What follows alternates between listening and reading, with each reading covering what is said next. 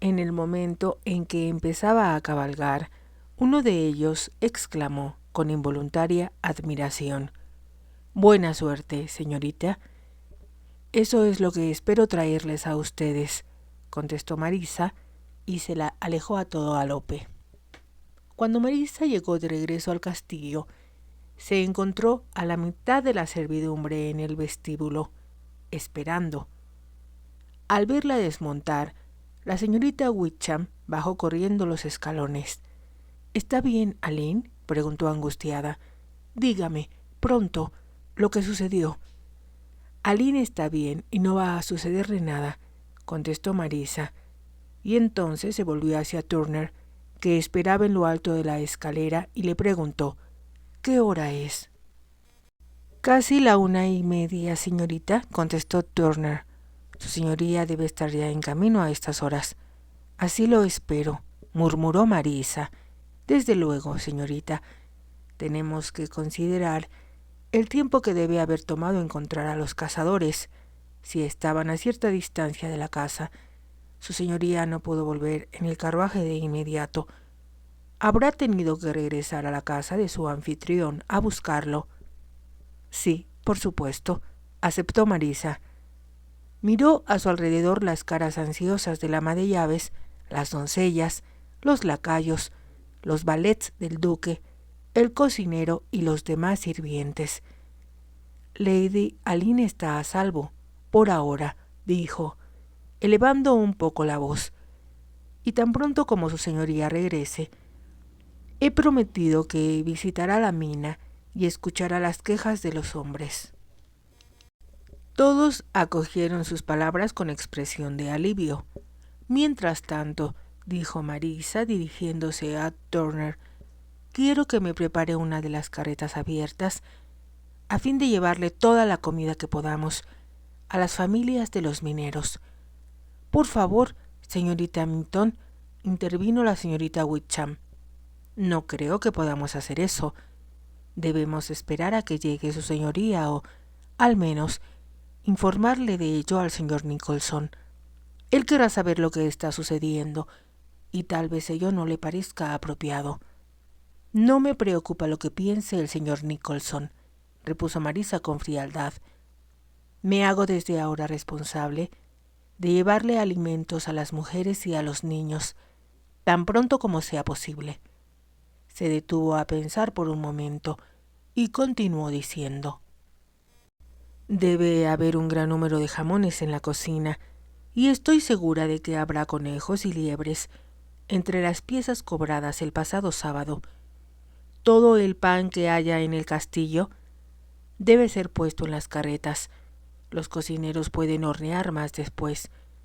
Como advirtió la incrédula expresión de la señorita Wickham, apoyó una mano en su brazo y añadió: «Le aseguro que se trata de algo realmente urgente y que la seguridad de Aline depende de ello». «Yo misma iré a la cocina», dijo la señorita Wickham convencida. «Imagino que querrá llevar huevos también. Y toda la mantequilla que podamos conseguir», añadió Marisa. La señorita Wickham se alejó a toda prisa y Marisa le pidió a Turner: «Envíe a 2 mozos en la carreta, además del cochero, y, por favor, proporcióneme buenos cuchillos afilados para cortar la carne. Intento repartir la comida y distribuirla entre las familias». «¿A cuántas personas va a servir, señorita?», preguntó Turner. Si Marisa no hubiera estado tan preocupada, habría sonreído ante el tono de voz del mayordomo, que hablaba como si ella estuviera haciendo arreglos para una reunión social. «Creo que debe haber unos 50 adultos», contestó ella, «y tal vez unos 30 niños, y todos están hambrientos». Había planeado lo que iba a pedir en el camino de regreso al castillo, y ahora recordó algo más. «Otra cosa, Turner, envíe un hombre a la granja. Deben iniciar la ordeña de la tarde cuanto antes. Deles instrucciones para que, inmediatamente, se envíe toda la leche a la mina». «Me encargaré enseguida de eso, señorita», contestó Turner, y empezó a darle instrucciones a uno de los lacayos para que corriera a las caballerizas y ordenara la carreta. «Hanson debe estar afuera», lo interrumpió Marisa, recordando que el jefe de los palafreneros había regresado con ella de la mina. «Yo mismo hablaré con él», dijo Turner. «Y recuerde esto», continuó diciendo Marisa, «apenas llegue su señoría, pídale a los mozos que traigan a Samson para él y otro caballo para mí». Turner bajó con gran dignidad la escalera del frente para ir a hablar con el jefe de los palafreneros, y Marisa subió corriendo la escalera, pensando que tendría tiempo de lavarse las manos antes que el duque llegara. «¿Puedo traerle algo de comer, señorita Mitton?», preguntó el ama de llaves, cuando pasó junto a ella. «No ha almorzado todavía». «Gracias, pero no podría probar bocado. ¿Qué le parecería una taza de té?», sugirió el ama de llaves. «Me parecería magnífico, pero me gustaría tomarla abajo.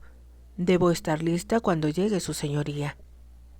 Marisa permaneció solo unos minutos en su cuarto, lavándose las manos y arreglándose un poco, y después entró en el salón de clases y tomó de la mesa la carta que había dejado para Aline.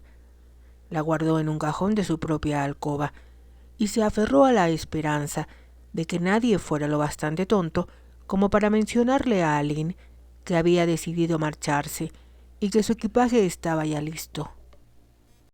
Abajo la esperaba una taza de té y, mientras la tomaba, la señorita Witcham regresó de la cocina. «Hemos reunido comida suficiente para alimentar a un regimiento de soldados», exclamó. «Espero que alcance para alimentar a un grupo de mineros hambrientos y a sus familias». «No sé qué dirá su señoría de todo esto», continuó la señorita Witcham, moviendo la cabeza.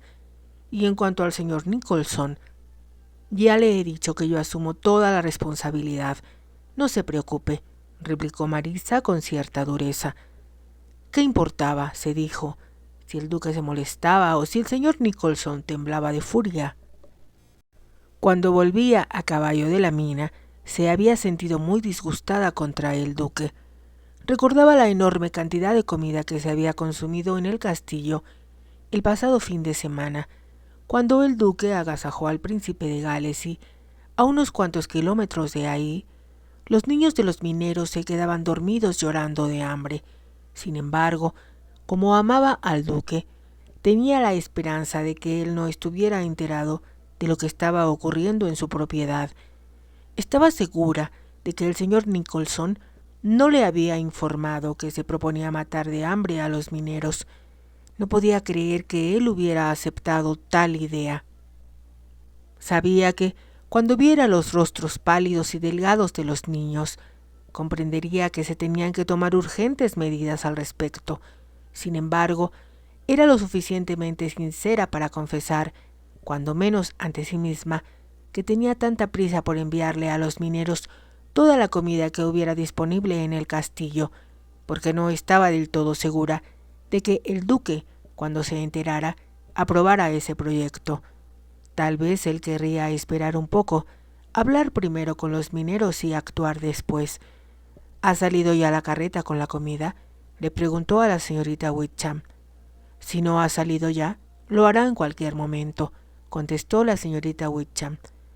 Todos los cocineros captaron muy bien la situación. No queda una migaja de pan en todo el castillo y están dispuestos a empezar a hornear otra vez, aunque ya sea tarde. «Espero que haya suficiente comida», murmuró Marisa casi para sí misma. «Estoy segura que sí. Había medio venado en la bodega de animales de casa y les dije que lo mandaran también». Marisa sonrió. «Gracias. Yo sabía que usted, cuando comprendiera lo mucho que había en juego, no me fallaría». «Pensaba en Aline», contestó la señorita Witcham. «Estoy segura de que debe estar aterrorizada al haberse quedado con esos hombres perversos». «No son perversos», dijo Marisa.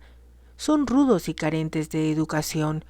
Creo, también, que se sienten desconcertados al darse cuenta de la poca importancia que tienen y, por el momento, están también un poco asustados de su propio valor».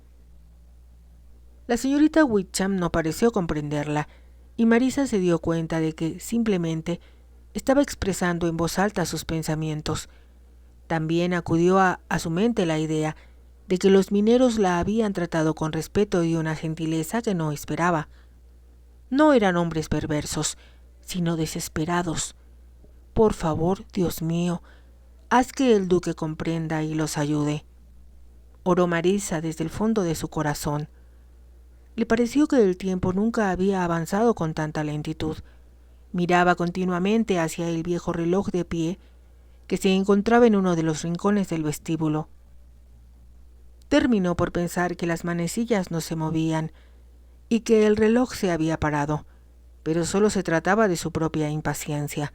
Finalmente, casi a las 2:20, uno de los lacayos que se encontraba en el vestíbulo exclamó: «¡Aquí viene ya!». Marisa pudo ver, en el extremo más lejano del sendero que conducía a la casa, 4 caballos que cruzaban el parque. La nube de polvo que envolvía al vehículo revelaba que el duque viajaba a toda velocidad. Marisa comenzó a sentirse nerviosa. «Cuando llegue su señoría, deseo hablar con él a solas», le dijo a Turner en voz baja. «Por favor, pídale que venga inmediatamente al estudio». «Muy bien, señorita», contestó Turner. Marisa miró a la señorita Wickham. «Creo que será mejor que yo le explique a su señoría exactamente lo que ocurrió», le dijo a la secretaria. La señorita Wickham comprendió la situación. «Me iré arriba, pero, oh cielos, estoy segura de que su señoría se disgustará porque no hemos manejado mejor este asunto». Marisa no contestó, simplemente recorrió el vestíbulo y el corredor y se dirigió al estudio del duque. Dejó la puerta entreabierta y se acercó a la ventana. De pronto sintió mucho frío. No había esperado volver a ver al duque. Escuchó el murmullo de voces en el vestíbulo y le impresionó mucho verlo entrar. Se veía más alto y más ancho de hombros que nunca. Marisa comprendió, por la forma en que fruncía el ceño, que estaba furioso. «¿Qué sucedió, señorita Mitton?», preguntó con brusquedad. «Me dice en su mensaje que raptaron a Aline, y el mozo me informa que fueron los mineros». «Así es», contestó Marisa. «Estaban esperando a Aline cuando se fue a cabalgar esta mañana, y enviaron al palafrenero que la acompañaba de regreso al castillo con una nota para usted. Aquí la tengo».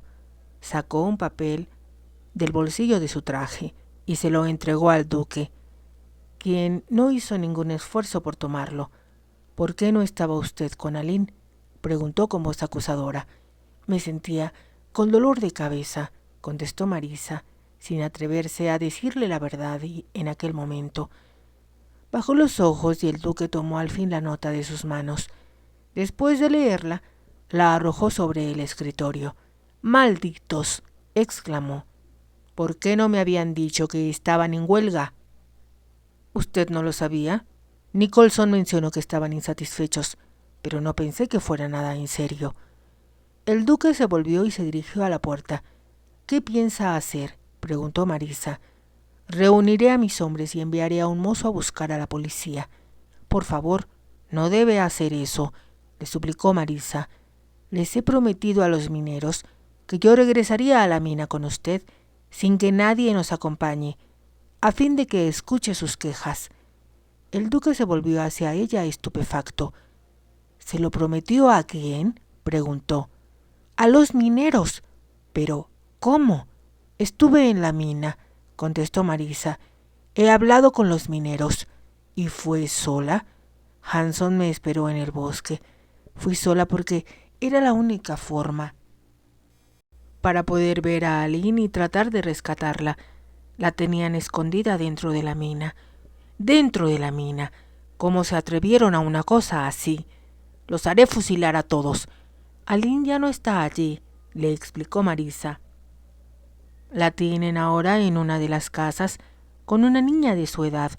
Ya no está asustada y comprende que se ha quedado en calidad de rehén. Y lo arregló usted todo. No entiendo qué papel ha desempeñado, pero me parece una absoluta locura». Era tanto el enfado del duque, que Marisa a su vez se puso furiosa. Los hombres tienen razones genuinas para quejarse, dijo. A usted tal vez no le han dicho lo que estaba sucediendo en su propiedad. Y quiero creer que no se daba cuenta de lo seria que era la situación. La mina es insegura, pero su gente se niega a escuchar las quejas de los mineros. Ni siquiera les hizo caso cuando un hombre murió aplastado porque los andamios están podridos. La ira desapareció del rostro del duque. Es cierto eso. Yo misma he podido comprobar la deplorable condición de la mina, y les he prometido a ellos que usted lo hará también. Y espera que vaya solo. No le harán daño, contestó Marisa con cierto desprecio. Es decir, si trata de comprender lo que están sufriendo, y, con toda franqueza, no tiene otra alternativa. Y para asegurarse de que yo haría lo que usted quería, ¿dejó a Lynn como rehén? ¿Qué otra cosa podía hacer si ellos la tenían en su poder? ¿Luchar sola contra 20 hombres en un esfuerzo por rescatarla? Y si usted lleva a la policía y se entabla una batalla, dudo mucho que encuentre viva a Lynn después. Comprendo que ha hecho lo que consideró mejor, dijo por fin el duque, en un tono de voz muy diferente. Iré a cambiarme de ropa. ¿Me hará el favor de ordenar un caballo para mí? Ya lo he hecho, contestó Marisa. Y algo más. He enviado a la mina toda la comida que pude encontrar en el castillo. ¿Ha hecho qué? Nuevamente, el duque se quedó de una pieza. Hace 3 semanas que están en huelga, le explicó Marisa. No tienen dinero y no han comido en varios días. Antes de hacer eso, pudo usted esperar a que hablara con los hombres. Los niños sufren, dijo Marisa. ¿No se da cuenta? Se mueren de hambre. En esas circunstancias, unas horas son una eternidad. Como observó que él la miraba aún con aire severo, levantó la barbilla desafiante. Le dije a la señorita Wickham que yo asumiría toda la responsabilidad respecto al envío de la comida, murmuró. Si lo considera un despilfarro innecesario, estoy dispuesta a pagarlo de mi bolsillo. Hubo un repentino estallido de furia en los ojos del duque. ¿Y cómo, señorita Minton, podría darse ese lujo? ¿O piensa reembolsarme ese dinero con las utilidades de la venta de su libro? Sus palabras sonaron como el chasquido de un látigo. Marisa palideció, pero un instante después la sangre se agolpó en sus mejillas. Lo siento, dijo el duque conciliador. No debía haber dicho eso. Le ruego me disculpe. Marisa no acertó a contestar y lo miró interrogante. Los ojos de ambos se encontraron y, por un momento, se quedaron inmóviles. El duque, sin añadir una palabra más, subió a su habitación a cambiarse de ropa. Poco después, los dos cabalgaban rápidamente a través del parque. Al principio, el nuevo caballo de Marisa se mostró inquieto y le costó trabajo controlarlo. El duque cabalgaba con expresión sombría, rígida la mandíbula y los labios firmemente apretados. Pero cuando se vieron obligados a reducir el paso para atravesar el bosque, le preguntó a Marisa: ¿Está Lynn muy asustada? Se ha comportado con asombrosa valentía para que usted la considere digna de ser su hija. Le dije que está allí representándolo a usted. Gracias, contestó el duque inesperadamente. Siguieron cabalgando en silencio hasta llegar a otra arboleda. Allí, frente a ellos, se encontraba la mina y a la derecha las casas de los mineros.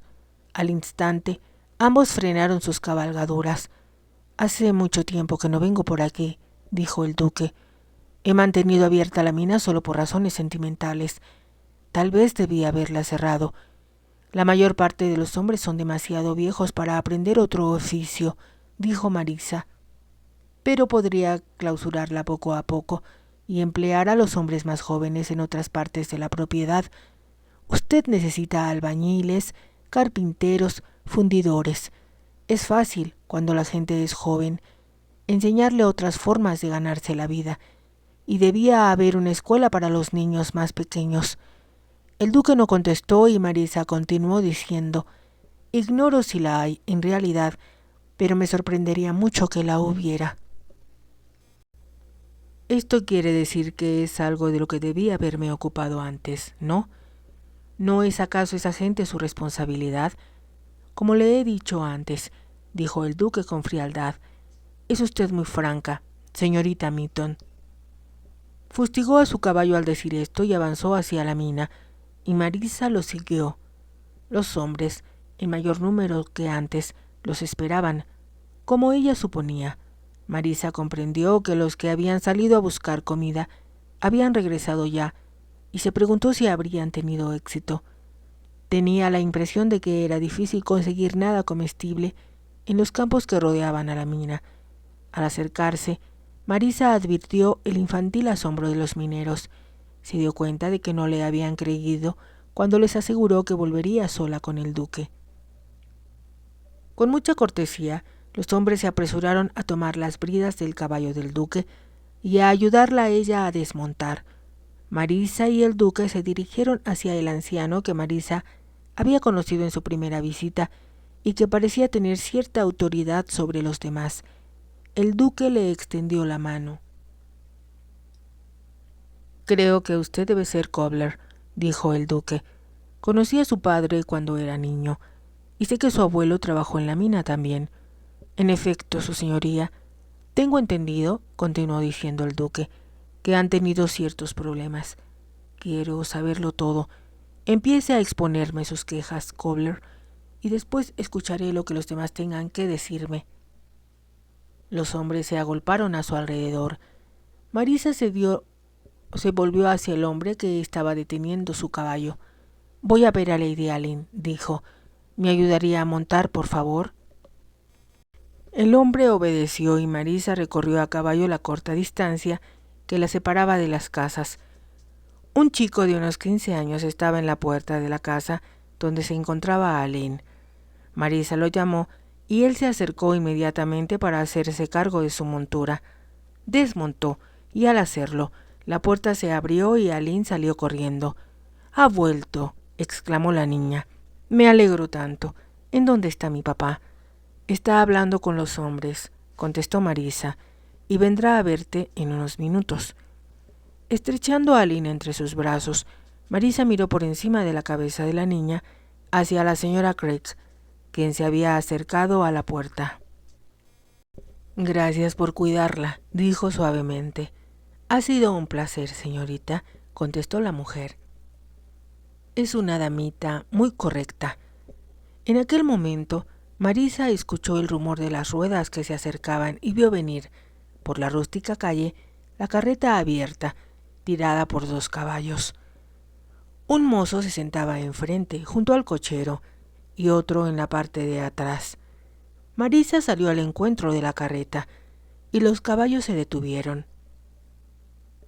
Como por arte de magia, las puertas de todas las casas se abrieron en forma casi simultánea, y de su interior salieron corriendo las mujeres y los niños.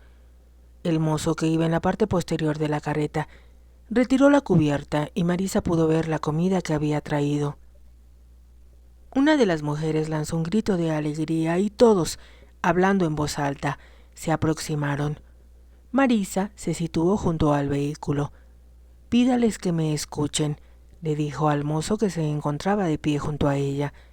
«Silencio», gritó el hombre. «Esta dama quiere hablar con ustedes». La fuerte voz del hombre logró imponer silencio, interrumpido solo por el leve llanto de algún niño. «Les he traído comida», dijo Marisa. «Todas las mujeres con niños pequeños recibirán un huevo por cada uno, una hogaza de pan y un poco de mantequilla.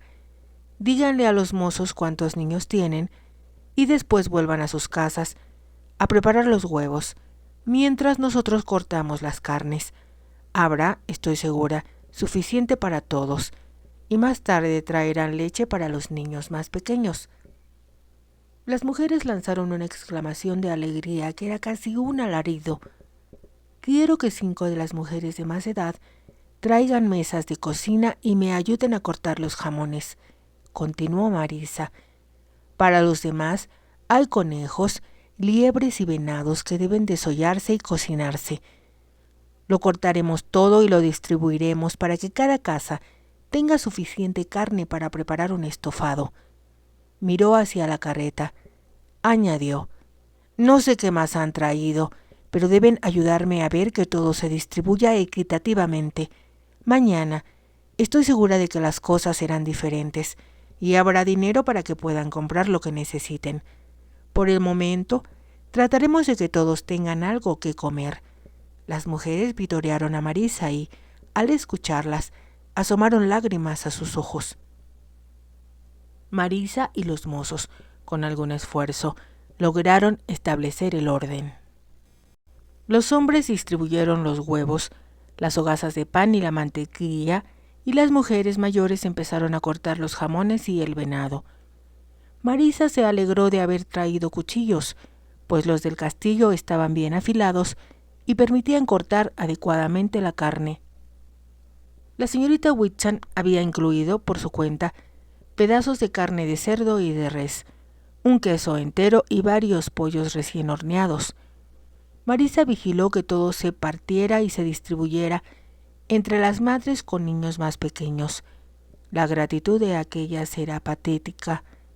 Los niños de 5 y 6 años arrebataban el pan de las manos de sus madres y lo devoraban ansiosamente.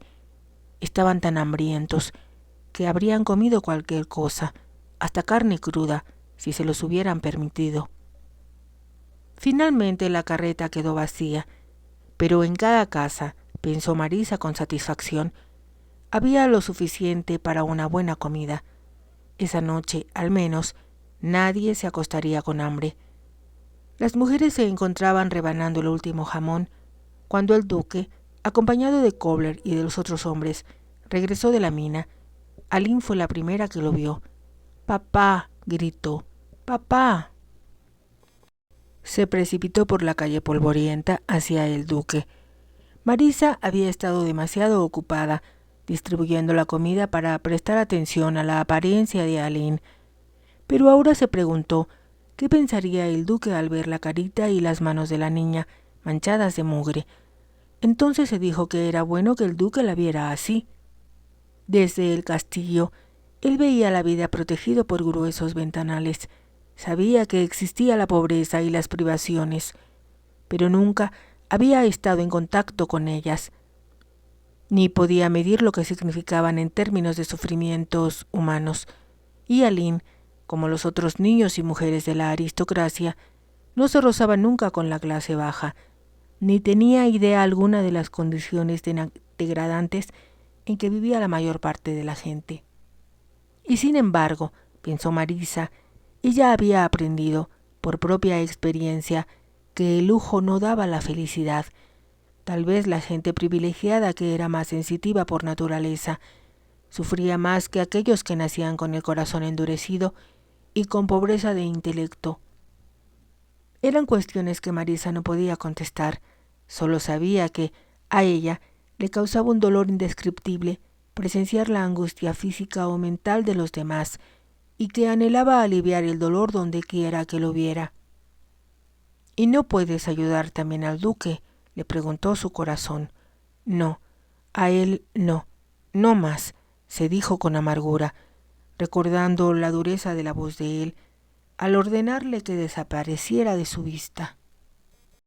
Vio cómo Aline corría hacia su padre, y entonces, para su sorpresa, el duque abrió los brazos y, cuando Aline llegó a su lado, la levantó y la besó. Fue un gesto espontáneo, y Marisa comprendió que era la primera vez que besaba a la niña. Aline rodeó con sus brazos el cuello del duque, y éste, con su hija en brazos, se acercó a Marisa. «Veo que ha estado muy ocupada», dijo cuando llegó a su lado. «Hemos dividido la comida lo mejor posible», contestó Marisa, sin mirarlo a los ojos. «Al menos, los niños están ya comiendo».